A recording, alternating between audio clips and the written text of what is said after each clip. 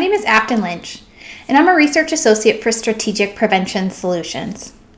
Our team has heard a lot about the challenges you're facing in building lasting coalitions. Yes, coalition building is hard work. That's not really earth-shattering news. But we also know that trying to address complex social issues like violence can't be done by any one agency alone.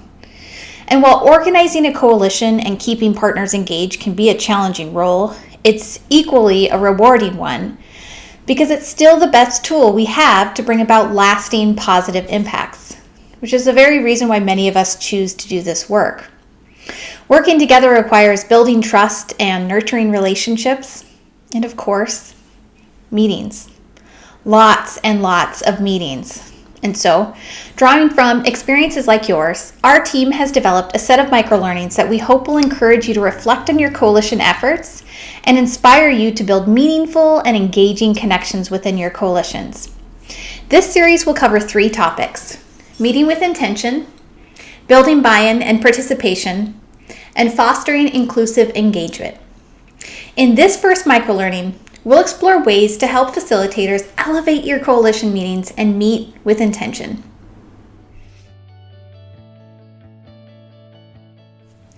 Have you ever left a coalition meeting feeling bored or disconnected or maybe even a little frustrated? I know I have, and it never feels good. These feelings are often cues that the engagement of the coalition might be off and that it could use a reset. It could also indicate your coalition meetings could use a bit more planning and preparation. Of course, there are lots of things to consider when planning for a successful coalition meeting, but we're going to focus on a few important considerations. First, making sure you're focusing on the reason or the purpose of your meeting. And second, making sure you consider where your coalition is at in its journey, or rather, the current stage of the coalition. Next, let's talk about why it's important to consider the purpose of the meeting.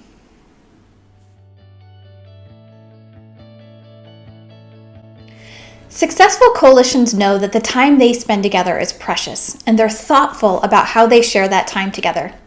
They make sure that everyone knows ahead of time what to expect from the meeting. The easiest and possibly the best way to communicate the purpose of your meeting is through the agenda. The agenda provides clarity to coalition members. It tells folks when and where to meet, how long you intend to meet, and what you plan to discuss during your meeting.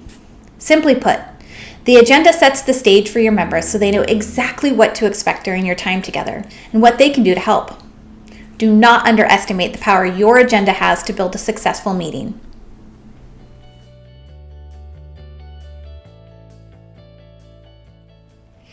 As you create the agenda, you'll want to consider a couple of things.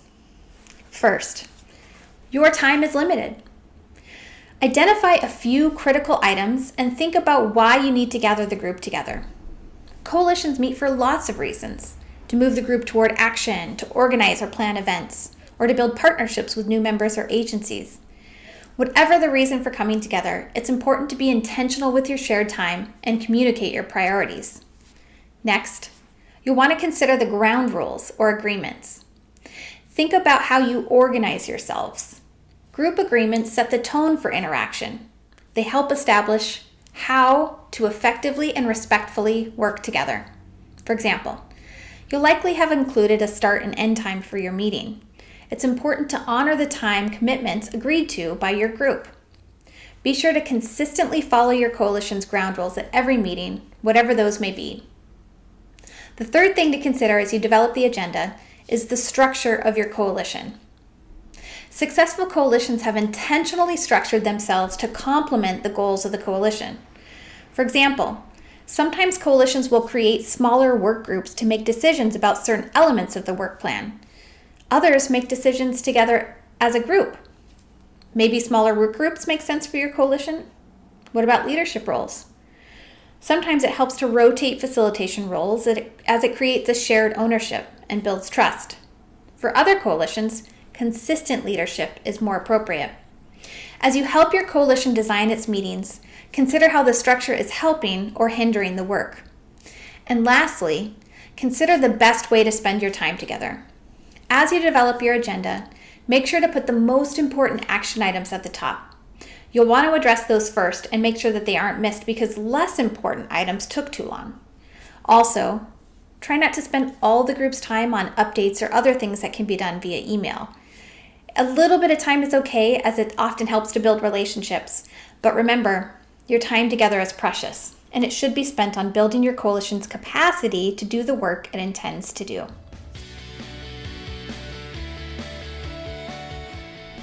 Thinking through each of these considerations will help you to develop an agenda and a structure that invites members to the table with consistent expectations for how time is spent together and what you're hoping to accomplish.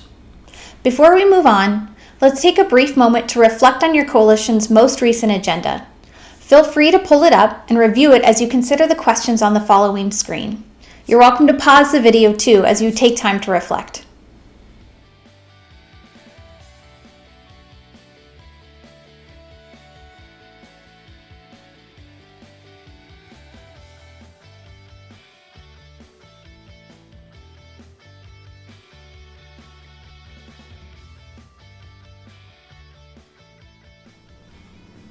How'd that go? Did you see any opportunities to improve your agenda setting process for the future? If you did, share what you found in the comments below. In these last few minutes, I invite you to consider the capacity and readiness of your coalition.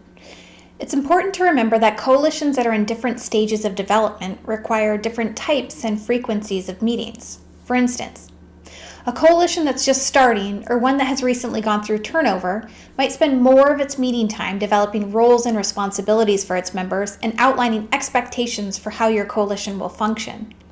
But a more established coalition may already have members who are clear about the purpose and the structure, so they spend less time discussing roles and responsibilities, and instead they use their time to develop action plans or policies or review evaluation plans and goals. The readiness of your coalition can, and it often does, change, so be flexible to its needs. Sometimes action happens more through the connection that you build as a group than it does through formalized structures.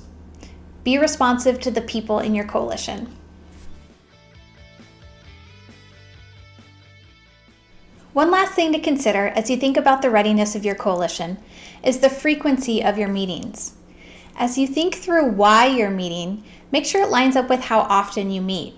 For example, if you have an awareness event or a fundraiser scheduled soon, you'll likely need to make more decisions together as a group and need to meet more often, maybe once a month or once a week. So align the frequency of your meetings with the stage of the current actions of your coalition. And that concludes this first microlearning. We appreciate your time and effort as you work to strengthen your coalitions. Coalition facilitation can be challenging work, but by guiding your coalition with purpose, you're supporting the structure for its vision, which will ultimately allow your coalition to have a greater impact in the community. If you're interested in learning more or would like additional resources, please visit our website listed in the notes below. And make sure you like this video and share it with others, especially those in your coalition. Thank you. We'll see you next time.